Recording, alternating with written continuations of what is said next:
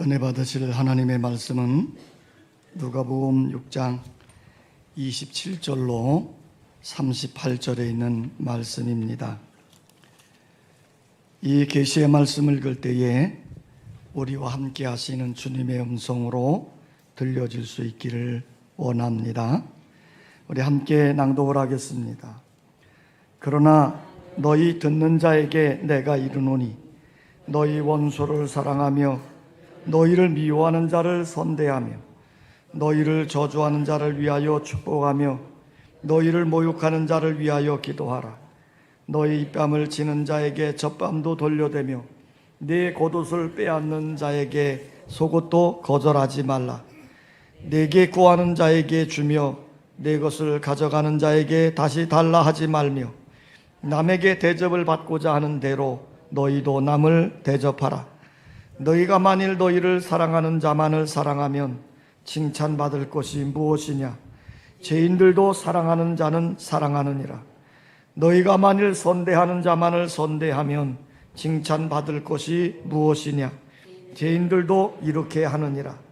너희가 받기를 바라고 사람들에게 구워주면 칭찬받을 것이 무엇이냐?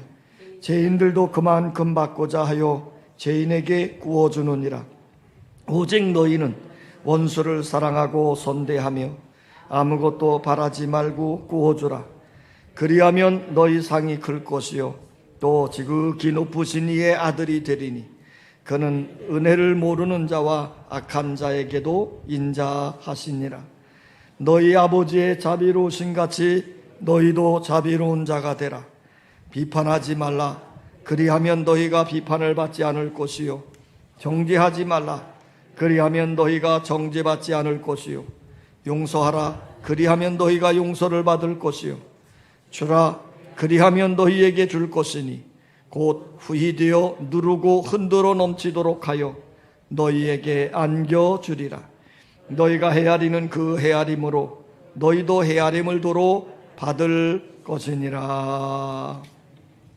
율법 학자인 힐렐에게 한 젊은이가 찾아와서 이런 질문을 했습니다. 제가 한 발로 서 있는 동안 율법의 핵심을 들려줄 수 있겠습니까? 힐렐이 그 제자를 보면서 웃으면서 이렇게 말했어요.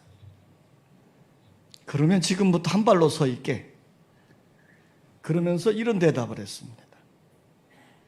너 자신이 싫은 것은 남에게도 하지 말라. 이것이 바로 율법의 핵심이다. 이렇게 말했습니다. 철학자 소크라테스도 이런 말을 했죠. 너 자신이 괴로움을 느끼는 일은 다른 사람에게도 시키지 말라. 자, 우리 동양의 사상가입니다. 공자도 이런 말을 했어요. 내 자신이 싫은 일은 남에게도 시키지 말라. 대인관계에 있어서 아름다운 관계를 이루려고 하면 상대방이 싫어하는 일은 하지 말고 시키지도 말라. 그런 말이에요. 행복한 삶, 성공적인 삶은 대인관계가 원만하고 아름다운 관계를 이룰 때에 오는 것입니다. 그러나 실패한 삶이나 불행하게 사는 사람들의 모습을 보면 대체로 인간관계가 원만하지 못하고 애롭게 사는 경우들을 종종 보게 됩니다. 그래서 예수님은 적극적인 인간관계의 황금률을 우리에게 가르쳐주고 있어요. 그러므로 무엇이든지 남에게 대접을 받고자 하는 대로 너희도 남을 대접하라. 이것이 율법이요 선지자니라 그랬습니다. 성공적이고 아름다운 인간관계를 이루기 위해서는 먼저 줘라 이 말이에요. 줘라. 받고 싶으면 먼저 주라는 겁니다. 갖고 싶으면 먼저 베풀라는 겁니다. 대접을 받고 싶으면 먼저 대접하라는 거예요. 사랑받고 싶으면 먼저 사랑하라는 것입니다. 예수님의 가르침은 인간관계에 있어서 소극적이고 수동적인 자세를 취하는 것이 아니라 적극적이고 능동적인 자세를 가지고 행하라는 거예요. 우리 사람들이 살아가는 삶의 모습을 가만히 살펴보면 어떻게 보면 산울림과 비슷합니다. 어떤 사람이 깊은 산속에 들어가서 나는 너를 미워해 하고 큰 소리 지르면 잠시 뒤에 이산저산에서 울리지요. 뭐라고 울립니까? 나는 너를 미워해 하는 소리가 울립니다. 그러나 반대로 나는 너를 사랑해 하고 큰 소리를 지르면 사방에서 나는 너를 사랑해 하는 울림이 되돌아오게 되는 겁니다. 사람의 인간관계도 이와 비슷합니다. 남을 대접해주면 그 대접이 내게로 되돌아오는 거예요. 남을 성공시키기 위해 노력을 하면 그 노력이 내게로 되돌아온다 그 말입니다. 남을 칭찬하고 격려하면 그 칭찬과 격려가 내게로 되돌아오는 거지요. 남을 사랑하면 그 사랑이 내게로 되돌아오는 겁니다. 그러나 반대로 남을 비판하면 내가 비판을 받게 될 것이고 남을 정죄하면 내가 정죄를 받게 될 것이고 남을 미워하면 내가 미워함을 받게 될 것이고 남을 시기하면 내가 시기함을 받게 된다는 말입니다. 이처럼 인간관계는요 서로 상대적이에요. 미국 하버드 대학 경영대학원 교재에 보면 이런 글이 되어져 있습니다. 사람이 성공을 하는 데 있어서 두뇌나 기술 훈련 등의 요인은 10%에 불과하지만 뛰어난 대인관계의 성공 요인은 85%나 된다. 그러니까 사람이 성공적으로 살아가는 데 있어서 중요한 건 기술이나 능력이 아니라 뛰어난 대인관계에 있다는 거지.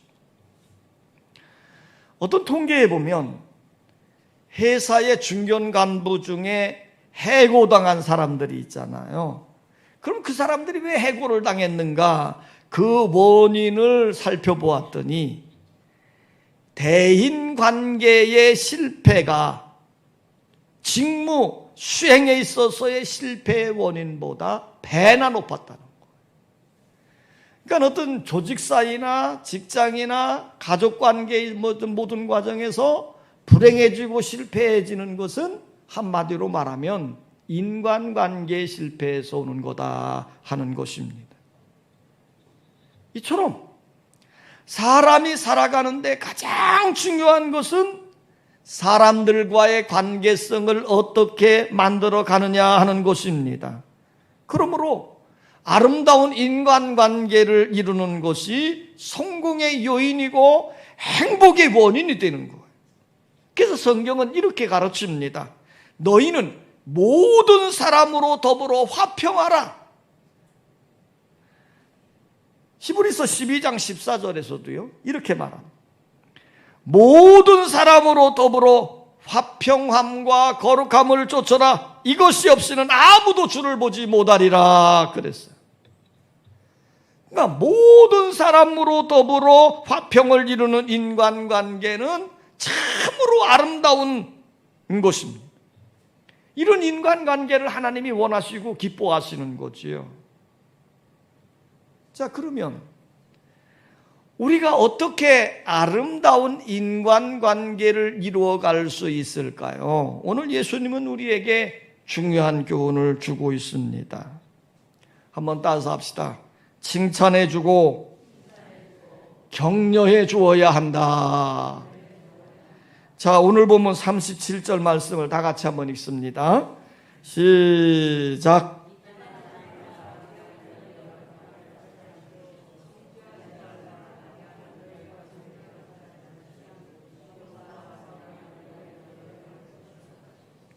그러니까 아름다운 인간관계를 이루려고 한다면 남을 정죄하거나 비판하는 관계가 아니라 용서해주고 칭찬해주고 격려해주는 관계가 되어야 하는 거예요.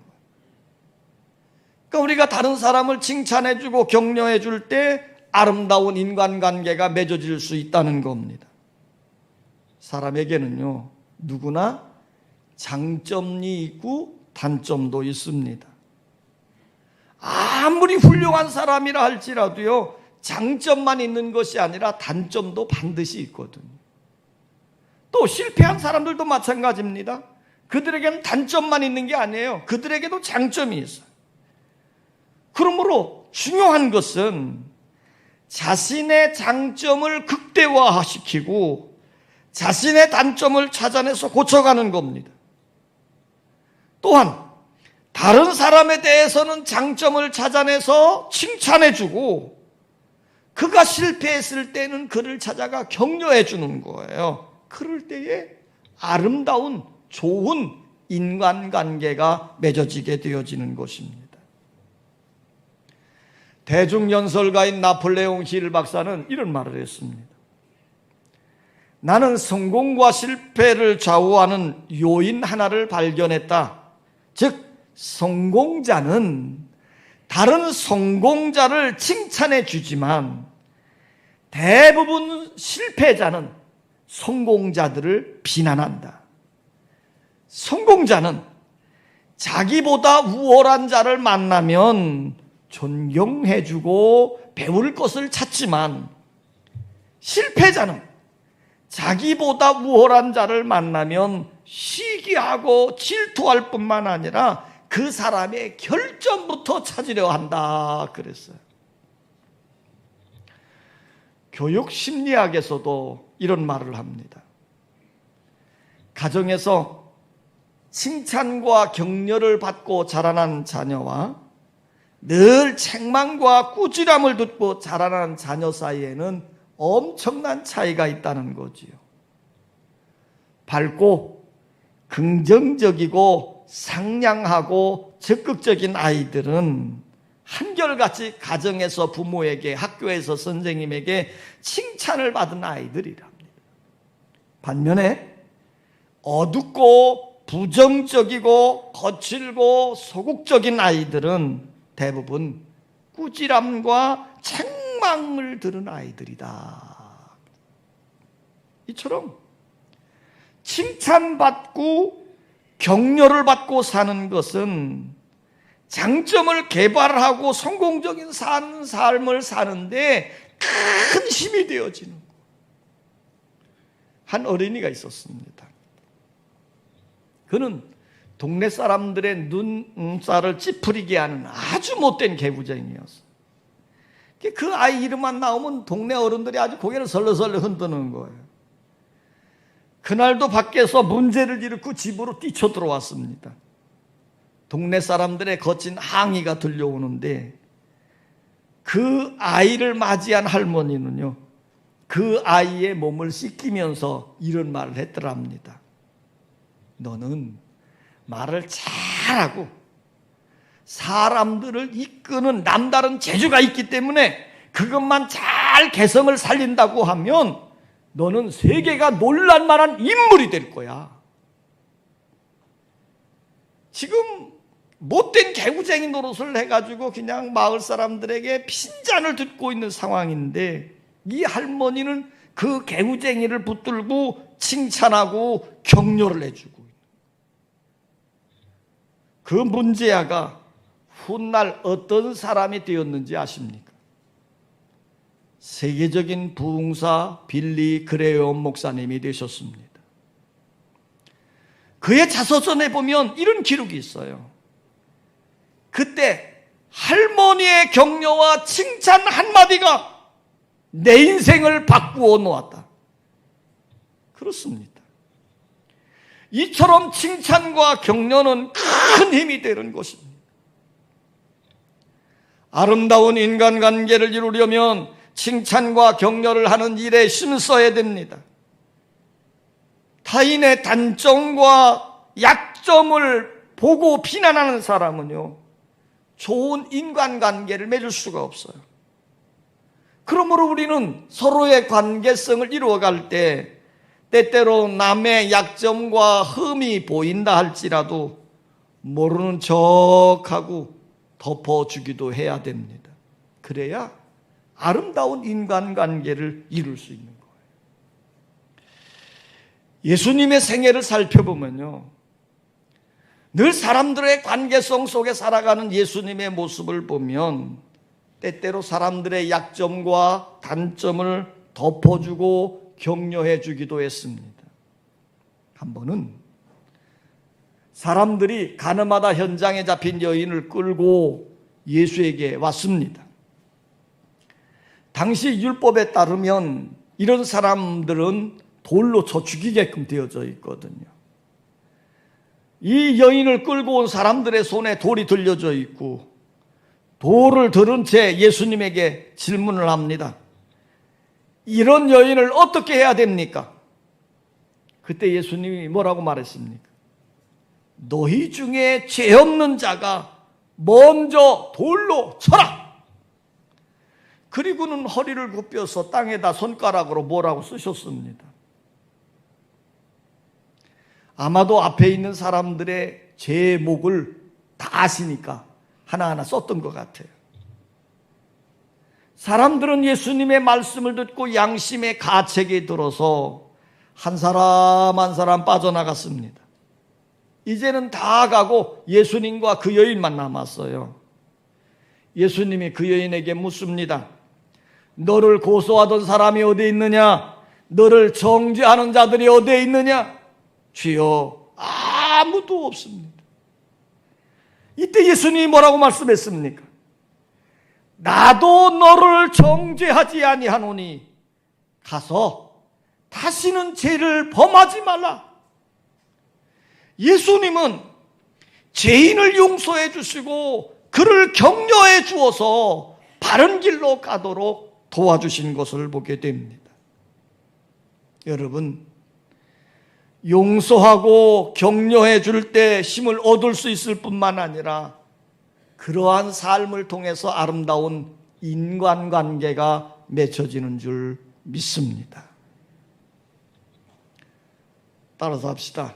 아름다운 인간관계는 내가 손해보면서 살 때 이루어진다. 자, 오늘 예수님은 우리에게 이렇게 말씀을 하셔요. 28절, 29절을 다 같이 한번 읽습니다. 28절, 29절 시작.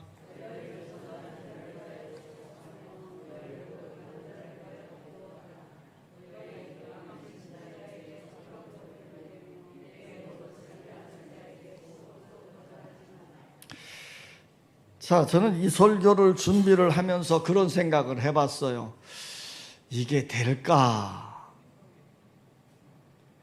자, 예수님이 지금 뭐라고 말합니까? 너희를 저주하는 자를 위해서 무엇하라? 축복하라. 너희를 모욕해 주는 자를 위해서 뭐하라?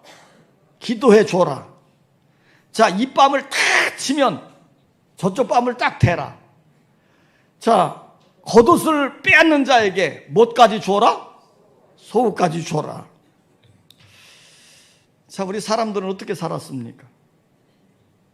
나에게 욕하고 저주하고 모욕을 주는 사람이 있다고 하면 참 우리가 그렇게 살아가는 일이 얼마나 힘듭니까?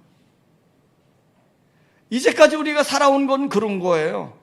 나를 향해서 욕하면 나도 같이 욕하고, 나를 향해서 저주하면 나도 그를 향해 저주하지 않았나요? 하지만 예수를 믿고 난 다음에는 싸우는 것을 우리 주님이 싫어하잖아요. 그러니까 이제 어떻게 해야 됩니까? 같이 싸울 수는 없고 이제는 아예 상종하지 말자.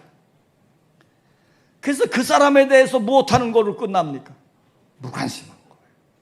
나는 욕하든 말든 그냥 난 무관심하다. 그냥 대부분의 사람들이 이 정도 선에 그냥 다 머물러 있습니다. 그런데 예수님은 적극적인 인간관계를 원하고 계신 겁니다.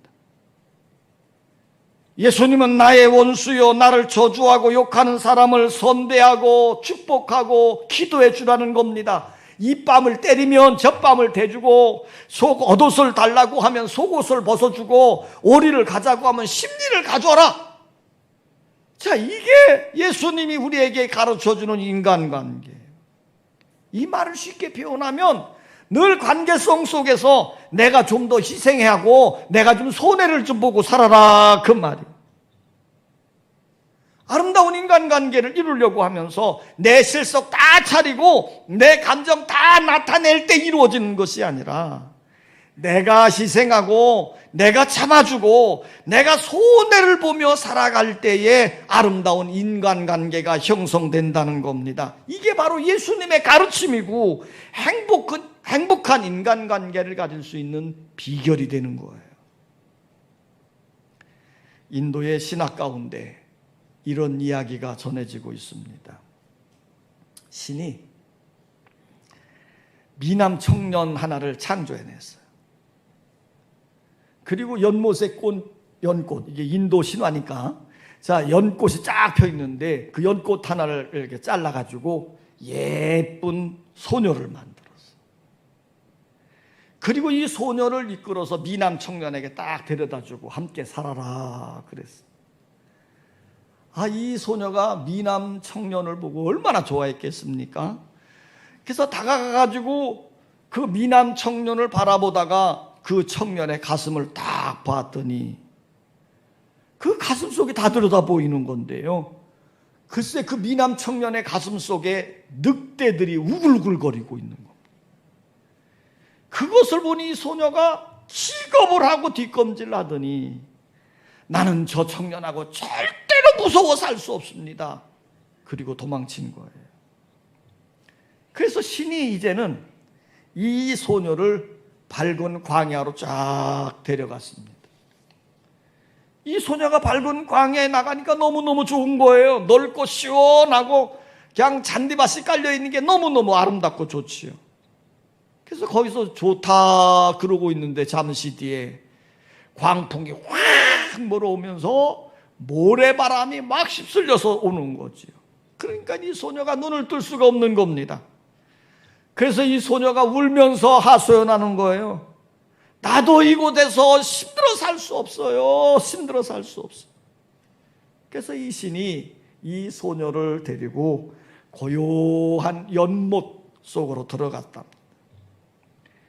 이 소녀가 깊은 물 속에 딱 들어가니까 한가로이 놀고 있는 물고기 떼들이 이렇게 움직이잖아요. 그 모습을 보니까 평화롭기도 하고 너무너무 좋은 거예요. 야, 참 좋다. 그러고 있는데 잠시 뒤 물속 더 깊이 쫙 들어가 봤더니 그 물속 깊은 데에는요 온갖 요물들이 우글거리고 뱀들이 우글우글거리더라고요. 그러니까 그것을 보니 소녀가 기겁을 하고 비명을 질러대고 물 밖으로 뛰쳐나와 버렸어요.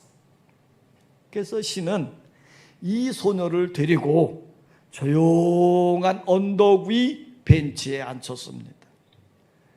자, 그곳에는요 사방에 아름다운 꽃들이 쫙 펴있고 아지랭이가 아른아른거리고 나비와 꿀벌이 이꽃 저꽃 날려다니는 광경이 너무너무 아름다운 거예요. 너무너무 아름다움에 취해 있는데 잠시 뒤 강렬한 태양이 쨍쨍 내리쬐게 되니까 이 소녀의 얼굴에 그냥 땀이 계속 쏟아지면서 눈을 제대로 뜰 수도 없는 거예요.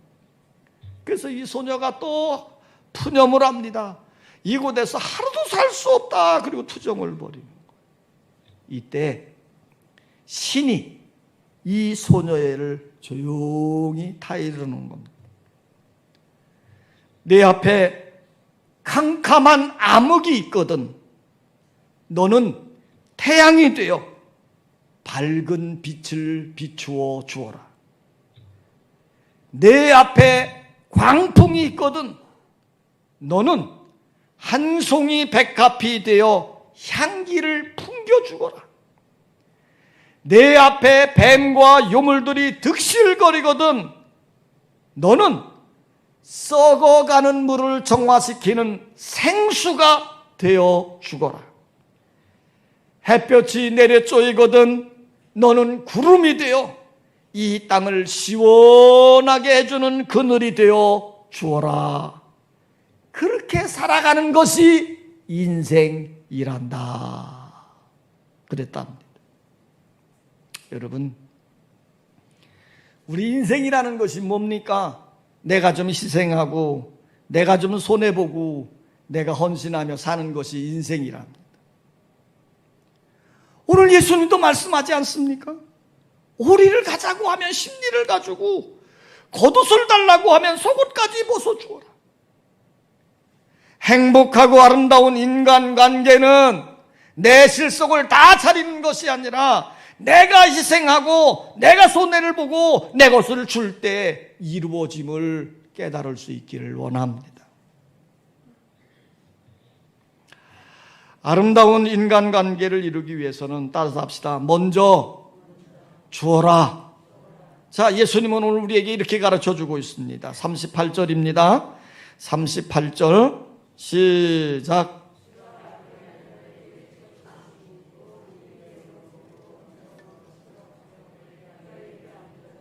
자, 주님이 지금 말씀하는 거예요. 줘라, 줘라, 줘라. 그러면 너에게 줄 것이니 그냥 풍성하게 안겨주리라는 거예요. 31절에도 보면 남에게 대접을 받고자 하는데도 너도 남을 대접하라 그랬어요. 이 말씀의 의미는 이 말입니다. 먼저 하라는 거예요. 뭐 하라? 먼저 하라는 거예요. 섬김을 받고 싶거든 너희가 먼저 섬겨라. 칭찬을 받고 싶거든 먼저 칭찬하라. 도움을 받고 싶거든 먼저 도와주어라. 용서를 받고 싶거든 너희가 먼저 용서하라. 이해를 받고 싶거든 먼저 너희가 이해하라. 사랑을 받고 싶거든 너희가 먼저 사랑하라. 대접을 받고 싶거든 너희가 먼저 대접하라. 자, 지금 예수님은 좋은 인간관계가 이루어지기 위해서 너희가 먼저 하라는 겁니다. 그런데 내가 먼저 하되 나쁜 짓을 하게 되어지면 그 나쁜 결과가 내게로 되돌아온다는 걸 알아야 돼요. 영국에 어느 제과점을 경영하는 사람이 있었어요. 그는 빵을 만들어서 마을에 공급을 해주는 겁니다. 그들은 주식이 빵이잖아요. 그러니까 빵을 공급해 주는 거예요. 그런데 그 제과점에 매일 아침 버터를 이렇게 만들어 공급하는 가난한 농부가 있었어요. 그런데 이 제과점 사장이 매일같이 납품되는 버터를 이렇게 점검하다 보니까 정량보다 조금 미달되는 것 같습니다. 그래서 며칠을 두고 납품한 그 버터를 저울로 일일이 달아보았더니요, 예측한 대로 정량보다 조금 모자라는 거예요. 그래서 화가 난 이 제과점 사장이 버터를 납품하는 농부를 고발했어요. 그래서 법정에 서게 된 것입니다. 그런데 그 죄를 신문하던 재판관이 농부의 진술을 듣고 깜짝 놀란 거예요. 이 가난한 농부는 젖을 짜는 소가 몇 마리 있었는데 불행하게도 저울은 없었습니다. 그래서 버터를 만들어서 납품을 하는데 뭐에 맞추어서 그 버터를 양을 만들었느냐 하면 그 제과점에서 만든 1파운드짜리 빵을 무게를 기준으로 삼아서 그거에 맞추어서 버터의 양을 정한 거예요. 그리고 매일같이 납품을 하는 거죠. 그런데 문제는 제과점 사장님이 자신의 이익을 더 남기기 위해서 1파운드짜리 빵을 정량 미달로 만들어서 계속 공급해 팔았던 거예요. 그것을 모르고 있는 이 농부는 줄어서 만들어진 빵의 무게를 맞추어서 버터를 만들으니까 당연히 무게가 덜 나갈 수밖에 없는 거죠. 누구의 잘못입니까? 제과점 사장이 자기의 이익을 위해 빵의 양을 줄였는데 결국은 그 후유증의 결과가 자신에게로 되돌아왔다 하는 것입니다. 우리 속담에 보면 누워 침 뱉기란 말이 있어요. 자, 여러분이 누워가지고 침을 하늘을 향해 딱 뱉으면 그 침이 누구 얼굴에 떨어집니까? 안 해보셔서 모르겠죠. 집에 가서 한번 해보십시오. 내가 누워서 침을 딱 뱉으면 그 침이 내 얼굴로 다시 돌아오는 거예요. 사람이 선한 일을 하면 그 선한 결과가 자기에게 되돌아오지만 악한 일을 하게 되어지면 그 악한 결과도 자기에게 되돌아온다는 거예요. 그래서 오늘 예수님은 말씀합니다. 줘라, 줘라. 그런데 우리 주님이 하신 말씀을 보면요, 줘라 그러면 너희에게 내가 준다 이 말이에요. 그러니까 우리가 손해를 보고 희생을 하고 인간관계를 하는데 그러고 나면 누가 주시느냐? 하나님이 우리의 손해에 대해서 더보다 더 좋은 축복을 주신다는 거예요. 그러므로 우리는 어찌해야 됩니까? 먼저 칭찬해야 됩니다. 먼저 축복해야 됩니다. 먼저 격려해야 됩니다. 먼저 사랑하십시오. 그러면 하나님은 우리가 심는 것대로 거두게 하실 뿐만 아니라 더욱 풍성하게 부어주실 것입니다. 분명히 이렇게 말씀했잖아요. 주라, 그리하면 너희에게 줄 것이니 곧 후이되어 누르고 흔들어 넘치도록 하여 너희에게 안겨주리라 그랬어요. 얼마나 하나님이 주시는 복이 풍성하면 이렇게 말씀을 했을까? 오늘 말씀해 보면 주라 그리하면 너희에게 줄 것이니 그러면서 얼마나 풍성하게 주는지 5가지 표현을 함께 했습니다. 첫째 표현이 뭐예요? 후이되어. 자, 여러분 전에 보면 말이나 대로 물건 이 곡식이나 이거 됐잖아요. 그러면 그 말이나 될 때 양을 조금 넣는 게 아니에요. 후이, 그냥 넘치는 것처럼 이렇게 담는 겁니다. 후이되어. 그 다음에 어떻게 해요? 더 많이 들어가라고 손으로 누르잖아요. 누르는 겁니다. 그럼 누르고 그 다음에 또 어떻게 해요? 좀 빈틈이 있을까봐 대나 말을 흔듭니다. 왜? 공간이 있으면 더 들어가라고 흔들어서 그 다음에 어떻게 했어요? 넘치도록 해. 더 부어서 막 흘러내리도록 이렇게 넘치도록 해서 그 다음에 5번째는 뭐예요? 안겨주리라는 겁니다. 이제는 우리가 찾아다닐 필요도 없어요. 가만히 있어도 하나님이 친히 찾아오셔서 풍성한 복을 우리 품에 이렇게 안겨주신다는 거예요. 자, 여러분, 오늘 예수님이 아름다운 인간관계의 삶을 우리에게 가르쳐 주면서 분명히 주시는 이 말씀의 메시지에 중요한 게 이겁니다. 관계성 속에서 내가 좀 손해보고 내가 좀 희생하고 내가 먼저 주어라. 그래서 손해되어지는 것, 희생되어지는 것은 내가 갚아주리라는 겁니다. 오늘 여러분들에게 정말 하나님이 주시는 놀라운 축복으로 은혜로 가득 채워지는 여러분의 삶이 되어지시기를 원합니다. 하나님은 인간관계를 통해서 행복을 만들어내고 아름다운 사이가 되어지기를 원하고 계십니다. 좋은 인간관계는 삶을 행복하게 만들 뿐 아니라 성공적인 인생의 삶을 만들게 하는 겁니다. 그러므로 아름다운 인간관계를 이루기 위해서 우리는 어찌해야 됩니까? 서로 칭찬하십시오. 격려해 주십시오. 용서해 주십시오. 그리고 관계성 속에서 내가 좀 손해 좀 보고 내가 좀 희생을 하며 살아가십시다. 더 나아가 먼저 내가 베푸십시오. 먼저 주십시오. 먼저 사랑하십시오. 그럴 때 하나님이 후이되어 누르고 흔들어 넘치도록 부어 안겨주실 것입니다. 주라, 그리하면 너희에게 줄 것이니 곧 후이되어 누르고 흔들어 넘치도록 하여 너희에게 안겨주리라.